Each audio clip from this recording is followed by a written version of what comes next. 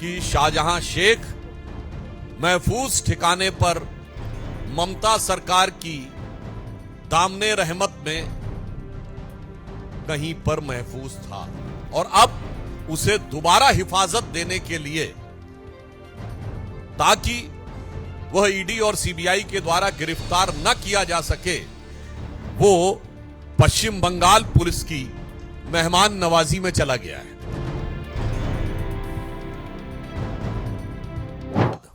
अचानक शाहजहां शेख की गिरफ्तारी हो गई। अब यह सोचने वाली बात है कि जैसे ही कोर्ट ने ईडी के मामले में गिरफ्तारी का प्रिवेंशन हटाया गया, पहली बात, संदेश खाली के विषय पर महिलाओं के अत्याचार की कोई भी धारा, बलात्कार या बलात्कार के लिए प्रेरित करने की कोई भी धारा नहीं लगाई गई है। दूसरी बात, यह भी बहुत साफ हो गया कि जो पश्चिम बंगाल सरकार स्टैंड ले रही थी कि गिरफ्तारी पर रोक है, उसका संदेश खाली के गुनाहों से कोई लेना देना नहीं था।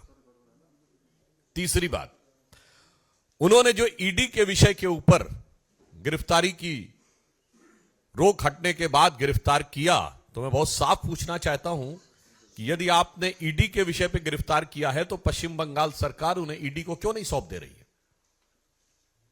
मतलब बहुत साफ है कि अभी तक इस बात को पूरे संदेह के साथ कहा जा सकता है, बल्कि पुख्ता संदेह के साथ कहा जा सकता है कि शाहजहां शेख महफूज ठिकाने पर ममता सरकार की दामने रहमत में कहीं पर महफूज था और अब उसे दोबारा हिफाजत देने के लिए, ताकि वह ईडी और सीबीआई के द्वारा गिरफ्तार न किया जा सके, वो पश्चिम बंगाल पुलिस की मेहमान नवाजी में चला गया है। यह मैं मेहमान नवाजी शब्द इसलिए प्रयोग कर रहा हूं, यदि आप लोगों ने तथाकथित गिरफ्तारी के समय उसकी भाव भंगिमा देखी हो, उसके चेहरे के भाव और बॉडी लैंग्वेज देखी हो, और पुलिस वालों की बॉडी लैंग्वेज देखी हो, क्या आपको लगता है कि जो कुछ बॉडी लैंग्वेज थी शाहजहां शेख की, वो किसी गुनहगार की थी या किसी अदाकार की लग रही थी? जिस स्टाइल से वो चल रहा है और जिस ढंग से पुलिस वाले उसके पीछे चल रहे हैं, तो ऐसा प्रतीत होता है कि जैसे पुराने जमाने में कहा जाता था ना कि बा अदब बा मुलायजा होशियार शाहजहां साहब जलवा अफरोज हो रहे हैं। कहीं से नहीं लग रहा था कि बेबसी जरा भी उसके चेहरे पे है, खौफ जरा भी उसके चेहरे पे है, गिरफ्तारी का कोई भाव उसके चेहरे पे है। ऐसा लग रहा था कि वो बाकायदा जलवा अफरोज हो रहे हैं। और उससे भी बड़ी बात,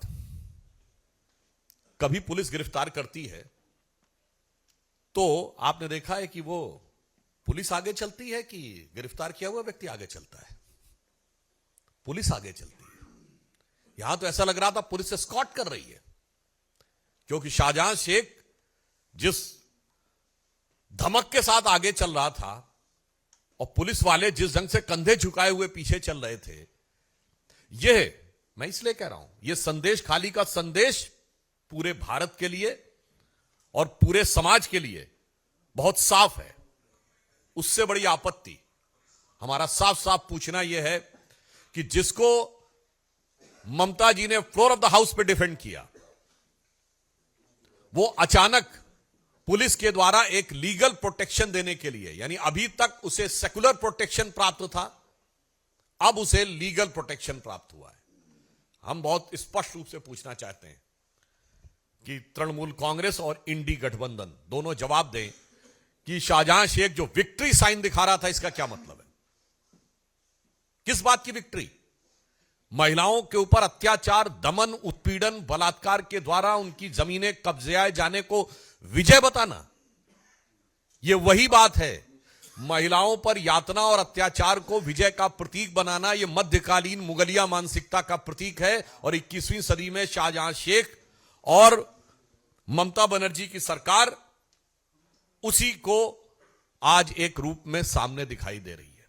इसलिए हम बहुत स्पष्ट रूप से पूछना चाहते हैं कि टेक्निकल सवाल हमारा यह है कि यदि ईडी के हमले के लिए पुलिस ने गिरफ्तार किया है तो ईडी को हैंडओवर क्यों नहीं कर रहे हैं।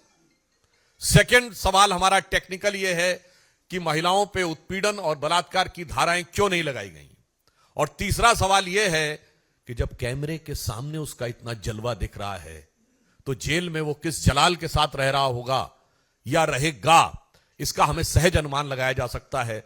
और चौथा नैतिक और राजनैतिक सवाल यह है कि उस विक्ट्री साइन का क्या कहना है।